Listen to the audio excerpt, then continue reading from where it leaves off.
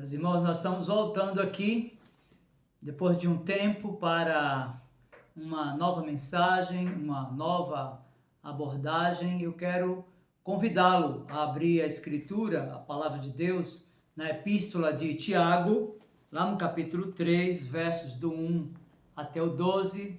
É o texto para essa breve reflexão neste momento. Veja aí, Tiago capítulo 3, eu vou ler todos os 12 versículos, considerando que, muito embora haja um tema em torno daquilo que vamos falar, nosso objetivo é expor esta passagem da Palavra de Deus. Tiago 3, do 1 ao 12, acompanhem comigo aí a leitura dessa porção da Palavra de Deus. Meus irmãos, não vos torneis muitos de vós mestres, sabendo que havemos de receber maior juízo, porque todos tropeçamos em muitas coisas. Se alguém não tropeça no falar, é perfeito varão, capaz de refrear também todo o corpo. Ora, se pomos freio na boca dos cavalos para nos obedecerem, também lhes dirigimos o corpo inteiro.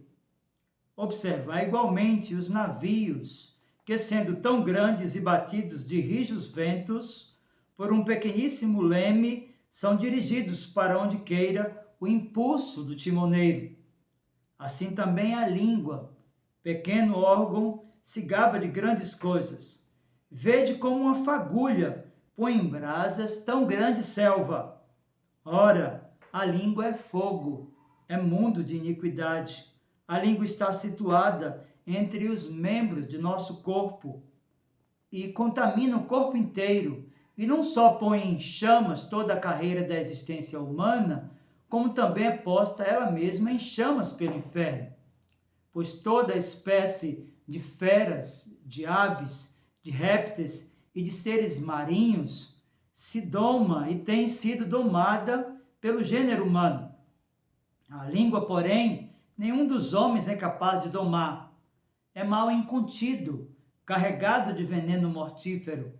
Com ela bendizemos ao Senhor e Pai.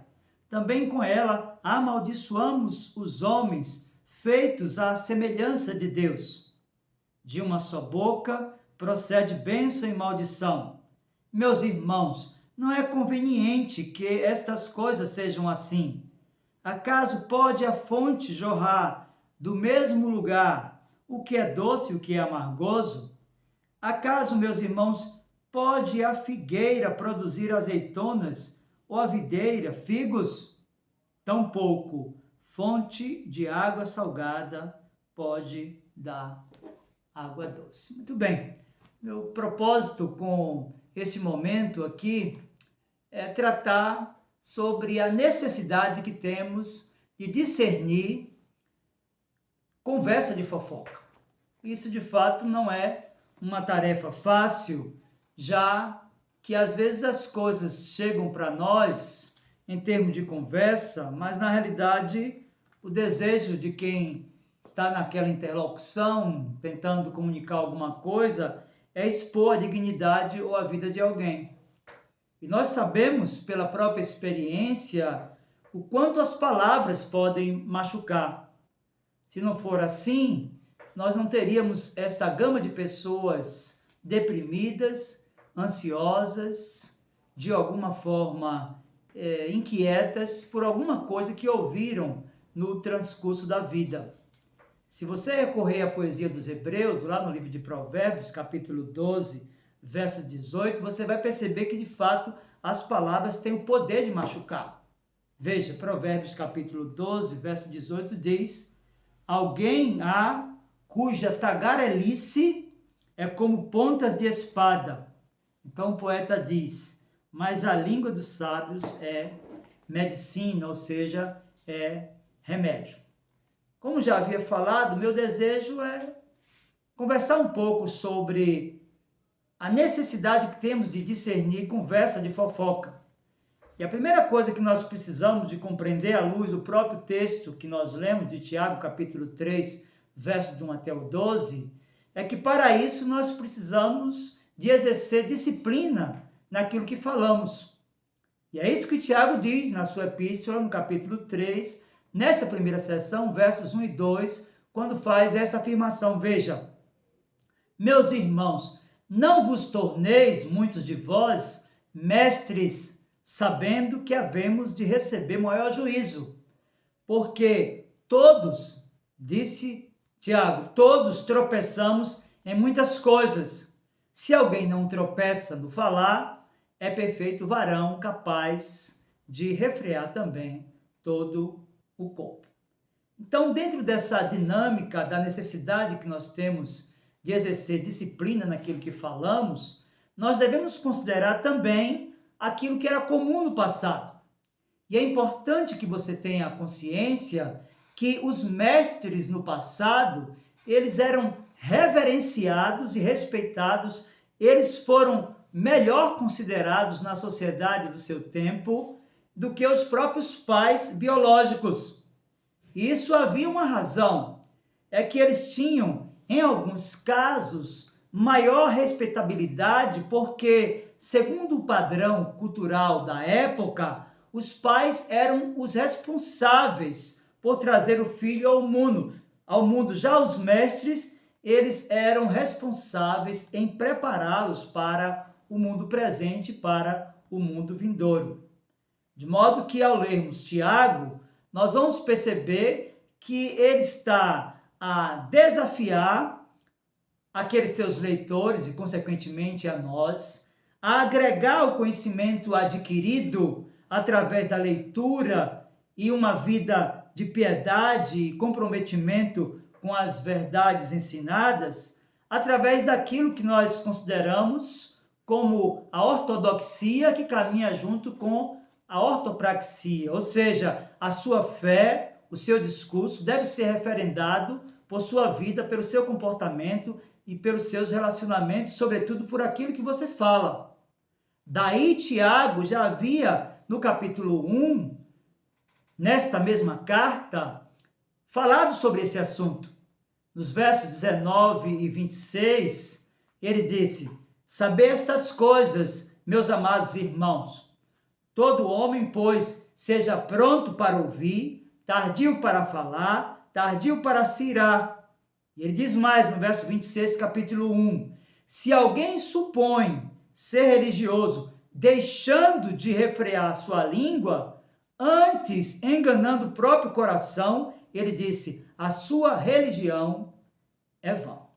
Meus irmãos, de fato, é esse o discurso de Tiago em toda essa carta, quando ele vai falar sobre aquilo que a língua, aquilo que a fala, aquilo que uma palavra pode fazer na vida de alguém. Nós lemos o capítulo 3, versos 1 e 2, onde ele vai falar sobre essa questão que envolve a disciplina.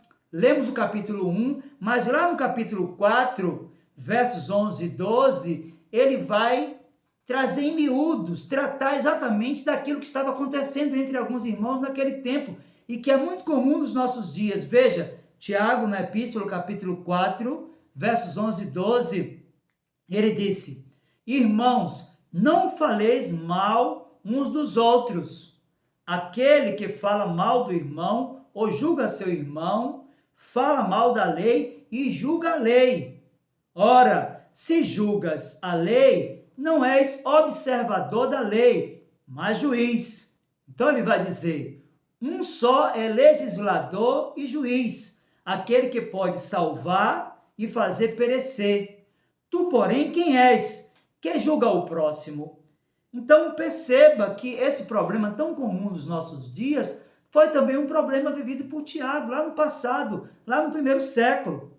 De fato, meus irmãos, uma palavra pode alterar, inclusive, o curso da história da humanidade. E é interessante porque nós vamos perceber isso também através da própria poesia. Se você que é presbiteriano está de posse do seu inário, o inário Novo Cântico, lá no hino de número 55, que foi composto pelo grande reformador Martinho Lutero, você vai ver que na terceira estrofe do hino Castelo Forte, ele diz assim, se nos quisessem devorar, demônios não contados, não nos iriam derrotar, nem ver-nos assustados. O príncipe do mal, com seu plano infernal, já condenado está, disse o reformador, vencido cairá por uma só palavra. Então perceba que esse discurso da teologia bíblica é fortalecido pela terceira estrofe do hino de número 155, e nós temos aqui, da parte do reformador, essa ideia sendo reforçada que, de fato, uma palavra pode alterar o curso da própria história humana. E há muitas pessoas adoecidas, há muitas pessoas inquietas, por causa de alguma coisa que lhes foi falado, ou por causa da exposição que tiveram da sua vida, do seu caráter e da sua dignidade. Então, a primeira coisa que Tiago vai ensinar aqui no capítulo 3 da sua epístola, versos 1 e 2, é que nós precisamos de exercer controle naquilo que nós falamos. Meus irmãos, não vos torneis muito de vós mestres, sabendo que havemos de receber maior juízo, porque todos tropeçamos em muitas coisas. Se alguém não tropeça no falar, é perfeito varão, capaz de refrear também todo o corpo. Então, o primeiro ensino da primeira estrofe de Tiago, capítulo 3, é acerca da necessidade de controlarmos aquilo que nós falamos, de exercermos domínio sobre a nossa língua.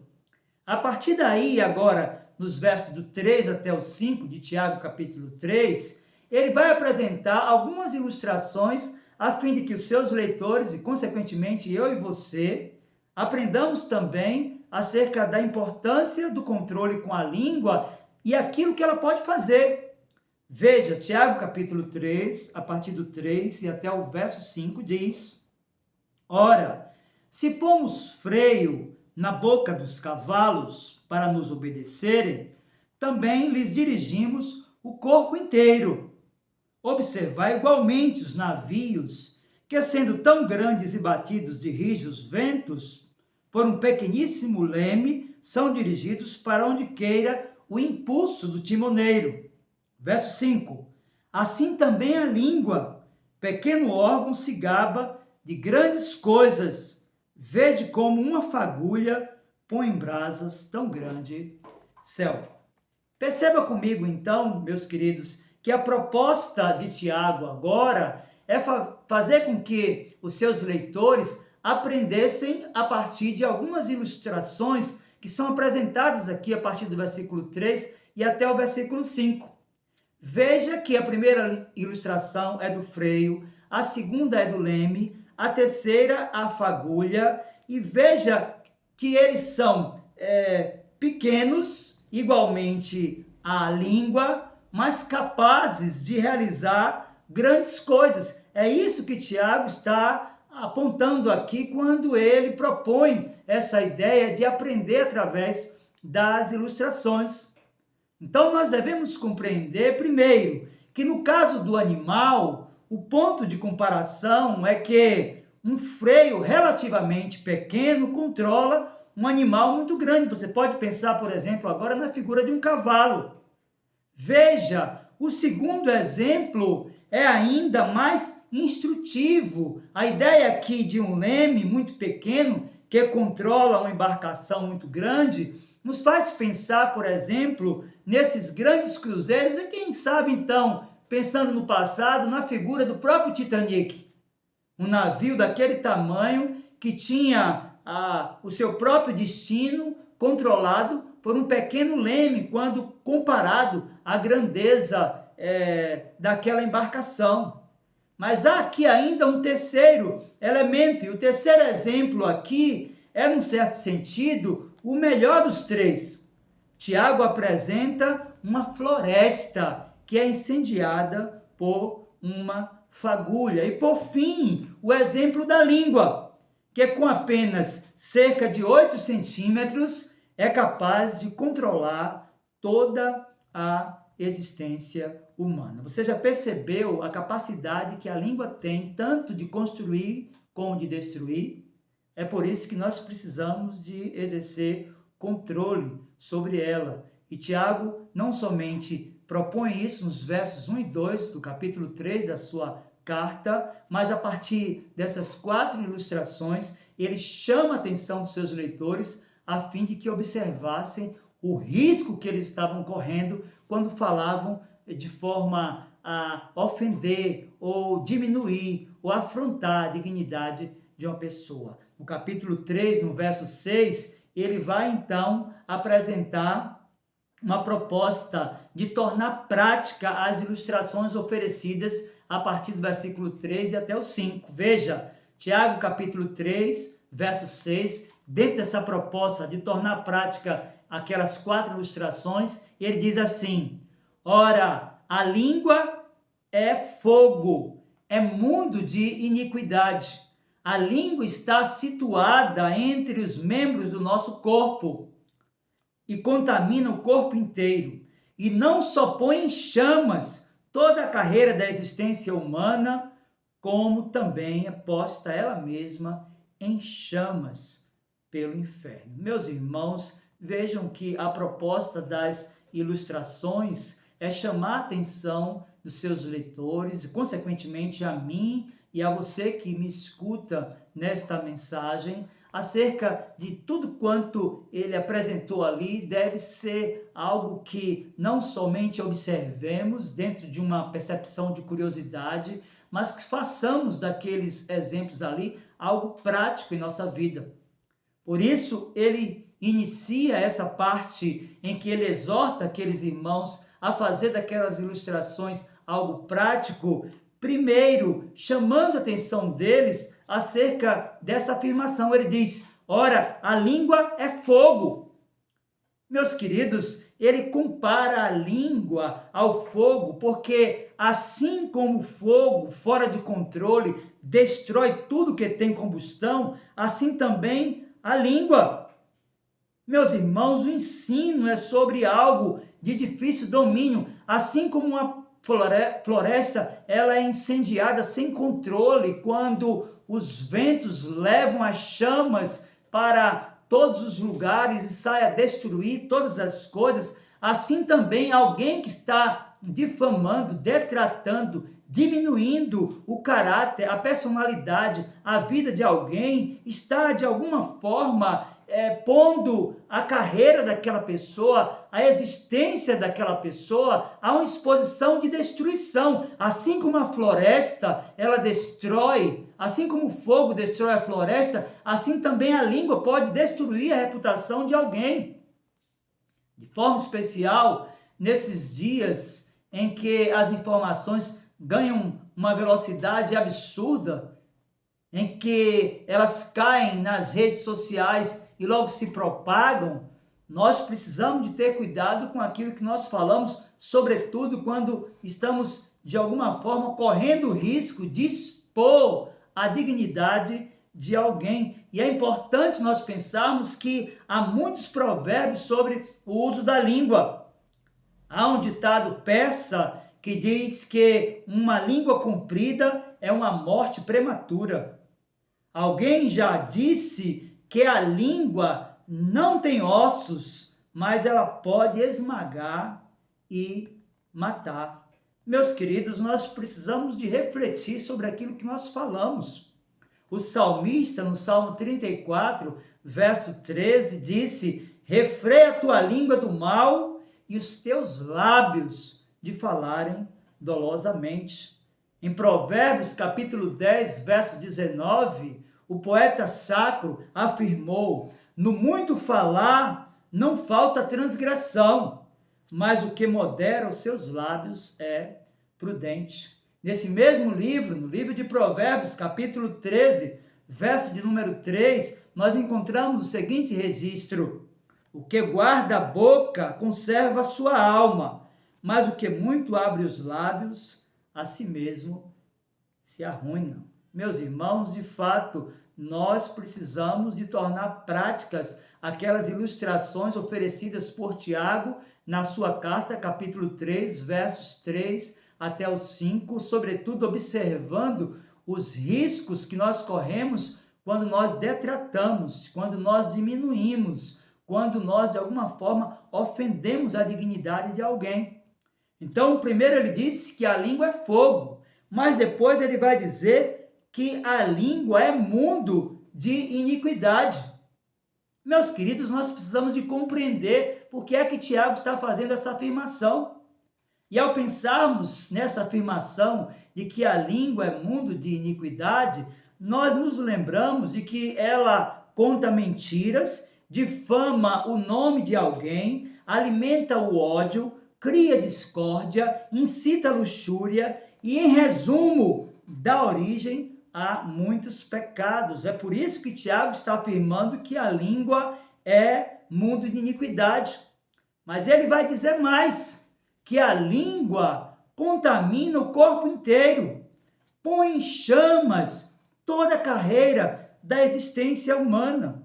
Meus queridos, Tiago está afirmando aqui que a língua pode acender um fogo que destrua toda a vida humana, e é isso que tem acontecido muito naturalmente em nossos dias, quando as informações se propagam rapidamente e destrói a reputação de alguém. Nós estamos vivendo o momento da nossa história em que se fala com naturalidade do cancelamento, do apedrejamento digital, e isso muitas vezes acontece pela propagação de uma mentira.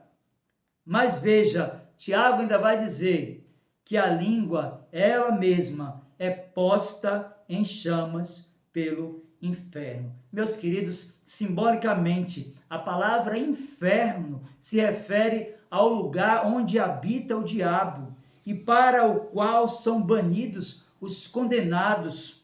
Nesse versículo aqui, fica implícito que o próprio Satanás põe em chamas a língua do ser humano, ou seja, é natural que uma pessoa que passe a vida inteira detratando, difamando, mentindo, levantando calúnias, vá, juntamente com sua língua, passar a eternidade no fogo do inferno. Mas ele segue então, e agora vai dizer, versos 7 e 8, veja aí na sua Bíblia, Tiago capítulo 3, versos 7 e 8. A próxima sessão ele vai dizer que a língua é de fato um órgão indomável. Tiago capítulo 3, versos 7 e 8, a palavra de Deus nos diz: pois toda espécie de feras, de aves, de répteis e de seres marinhos se doma e tem sido domada pelo gênero humano. A língua, porém, nenhum dos homens é capaz de domar. É mal incontido, carregado de veneno mortífero. Meus queridos, nós precisamos identificar o que é que Tiago quer se reportar aqui, o que é que ele quer nos ensinar com essa ideia de que a língua é um órgão indomável. E a ideia do texto aqui é definir os animais, mesmo os selvagens, como adestráveis. A imagem retirada da passagem que nós lemos aqui, Tiago capítulo 3, versos 7 e 8, é de uma serpente mortífera. Deve-se lembrar aqui, meus irmãos, que o homem foi criado para adestrar e dominar sobre os animais. Se você ler o livro do Gênesis, capítulo 1, verso 28, você vai perceber isso, que Deus abençoa o casal e diz para eles: sejam fecundos, multipliquem-se, encham a terra, sujeitem a terra a vocês. Dominem sobre os peixes do mar, sobre as aves dos céus e sobre todo animal que rasteja sobre a terra. Lá no capítulo 9, verso 2, mesmo após a queda, essa relação de domínio que o homem deve exercer sobre a criação permanece. Gênesis capítulo 9, verso 2 diz: pavor e medo de vós virão sobre todos os animais da terra e sobre todas as aves dos céus, tudo que se move sobre a terra e todos os peixes do mar, nas vossas mãos serão entregues. Então, veja que, de fato, conter a língua é um desafio para todo ser humano. E é isso que Tiago está falando aqui, quando afirma que ela é um órgão indomável. Obviamente que isso tem uma relação também de cultura. A depender da cultura na qual você esteja inserido, do grupo étnico no qual você pertença, você poderá ter um domínio maior ou menor sobre a sua língua, sobre aquilo que você fala. Por exemplo, os chineses jamais interrompem um interlocutor até que termine completamente o seu raciocínio. Para eles, é falta de cortesia ou até mesmo de reflexão e de bom senso antecipar-se à fala de alguém. Meus irmãos, de fato, do ponto de vista da nossa cultura, nós somos desafiados a aprender um pouco com os orientais, porque não é pouco comum as pessoas, no meio da fala de alguém, terminar interrompendo, sem permitir que o próprio raciocínio daquele que fala seja concluído. E isso, muitas vezes, traz muitos problemas.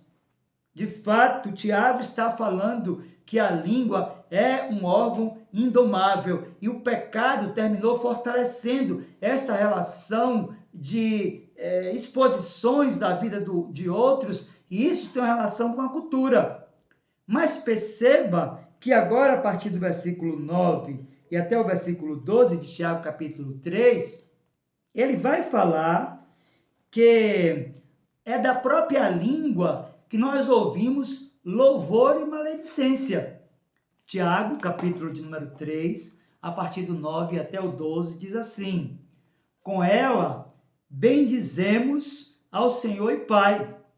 Também com ela amaldiçoamos os homens, feitos à semelhança de Deus. De uma só boca procede bênção e maldição. Meus irmãos, não é conveniente que estas coisas sejam assim. Acaso pode a fonte jorrar do mesmo lugar o que é doce e o que é amargoso? Acaso, meus irmãos, pode a figueira produzir azeitonas e a videira figos? Tampouco fonte de água salgada pode dar água doce. Meus queridos, maldizer ao homem é maldizer a Deus indiretamente. É isso que Tiago está ensinando aqui nesta última sessão. Essa pergunta: pode da mesma fonte ou da mesma árvore jorrar mais de um tipo de produto? Aponta para isso. Maldizer o homem é maldizer indiretamente a Deus. Jesus, no Sermão do Monte, Mateus registrou lá no capítulo 7 do seu Evangelho, verso 16, fez uma pergunta que tem uma relação com essa declaração de Tiago. E Tiago caminhou com o Senhor Jesus no decurso do seu ministério público e sabia, de fato, as implicações de uma fala maldosa, de uma detração, de alguém que está, a partir da sua fala, tentando diminuir as qualidades do outro. Mateus capítulo 7, verso 16, eu acredito que, de tanto ouvir o Senhor Jesus falando sobre isso, Tiago aprendeu e reproduziu. Veja, Mateus 7,16 diz: colhem-se porventura uva dos espinheiros ou figo dos abrolhos? Ou seja, a natureza é incapaz de voltar-se contra a função para a qual ela foi criada. Não deveria a língua do homem louvar o seu Criador e Redentor, o Senhor Jesus Cristo? Meus queridos, de tudo quanto nós vimos até aqui nessa breve reflexão, cujo objetivo é levar você a discernir o que é conversa do que é fofoca, porque às vezes as pessoas chegam até nós nos trazendo fofocas em forma de conversa, coisas sem nenhum sentido, coisas que diminuem ou que expõem o caráter de pessoas cuja dignidade, pela própria relação com Deus, estão acima da média. Contudo, quando a pessoa já está nesse vício de detratar, de diminuir, de difamar alguém, ela não considera o que ela está fazendo, ela não considera os males que aquilo pode criar, os conceitos ou preconceitos que ela pode estar criando na mente de alguém. Daí a necessidade que você e eu temos de ter uma percepção, de ter sensibilidade e de ter a capacidade de discernir se aquilo que nós estamos ouvindo é uma conversa, uma boa conversa, com boas energias, ou se é fofoca. Se o objetivo daquilo é apenas a difamação, se o objetivo daquilo é apenas a calúnia, se o objetivo daquilo é apenas o de diminuir a dignidade daquele que foi criado à imagem e à semelhança de Deus. Então, diante daquilo que nós vimos aqui, nessa breve reflexão sobre Tiago, capítulo 3, versos do 1 até o 12, eu quero extrair alguns ensinos preciosos para a minha vida e para a sua vida. E o primeiro ensino é que não existe ninguém no mundo que não peque. E o próprio apóstolo Paulo, na carta aos Romanos, no capítulo 3, versos 10 e 23, disse: como está escrito, não há justo nenhum sequer, pois todos pecaram e carecem da glória de Deus. Então, esse texto, que muito embora nos remete a uma condição de nivelamento, todos pecaram, não deve nem pode ser utilizado como expediente ou como matéria de convencimento de que difamar, de que detratar, de que caluniar de alguém está sendo justificado pelo apóstolo. Se você é cristão, se você recebeu a Cristo, se você foi santificado, justificado, se você está nesse processo de santificação e chegou na igreja com esse hábito de difamar, de falar mal, você precisa pedir a Deus a graça dele e não deve estar justificando o seu pecado a partir daquilo que a Escritura nos ensina. Então, de fato, não existe ninguém no mundo que não peque, todos pecaram, mas nós estamos num processo de evolução espiritual e precisamos a cada dia nos parecer mais com o nosso Senhor Jesus Cristo, e foi Ele que ensinou que nós não devemos difamar ninguém. Mas há um segundo ensino: não existe pecado no qual seja mais fácil cair do que o pecado da língua. E Tiago deixa isso muito claro aqui, nessa passagem que nós lemos, Tiago capítulo 3, verso do 1 até o 12, de forma especial, o verso 2, ele disse: porque todos tropeçamos em muitas coisas. Se alguém não tropeça no falar, é perfeito varão capaz de refrear também todo o seu corpo. Então, considerando que este é um pecado fácil, que você pode cair facilmente, eu quero pedir para você, em nome de Jesus, ponha um freio na sua língua. E quando alguém vier trazer uma fofoca, e você perceber que isso, de fato, é alguma coisa que está tentando diminuir as qualidades de uma pessoa que foi criada à imagem e semelhança de Deus, ajude essa pessoa a sair dessa caverna e a receber a libertação que só Jesus Cristo pode oferecer. Eu quero orar com você e por você, especialmente por você que continua, depois que chegou na igreja, ou quando chegou na igreja, com esse hábito de diminuir as qualidades das pessoas, de detratar, de difamar, de expor, e não considerando que aquela pessoa foi criada à imagem e à semelhança de Deus. E quando você fala dela, você está falando indiretamente do próprio Deus que a criou, a sua imagem e a sua semelhança. Ore comigo agora, suplicando a Deus a sua graça sobre a nossa vida, a fim de que Ele aplique a sua palavra ao nosso coração. Meu Senhor, em nome de Jesus, teu Filho bendito e nosso Redentor, nós bendizemos a Ti, porque temos a Tua palavra, que é a bússola das nossas vidas, e nós podemos pautar a nossa vida e valores naquilo que temos aprendido, Senhor, através da leitura e das devocionais do nosso dia a dia, mas sobretudo nesses dias de tantas mensagens, da proclamação da verdade, da socialização de tantas mensagens abençoadoras nas redes sociais, e tantas pessoas têm ouvido tantas coisas boas, Senhor, mas que não conseguem corrigir o comportamento mau que adquiriram no decurso da vida. É por essas pessoas que nós suplicamos, meu Senhor, a fim de que a Tua palavra, que foi exposta nessa hora, encontre guarida nos corações. De forma especial, essa pessoa cujo hábito é de detratar, de diminuir, de caluniar, de expor, e que já não tem mais controle sobre a sua língua. Que o Senhor, por tua graça, bondade e poder, ajude-a a uma vida santa, que dignifique, que honre e que glorifique o teu glorioso, poderoso e excelso nome. Que a tua palavra seja guardada em nosso coração, pois nós oramos no nome de Jesus. Amém.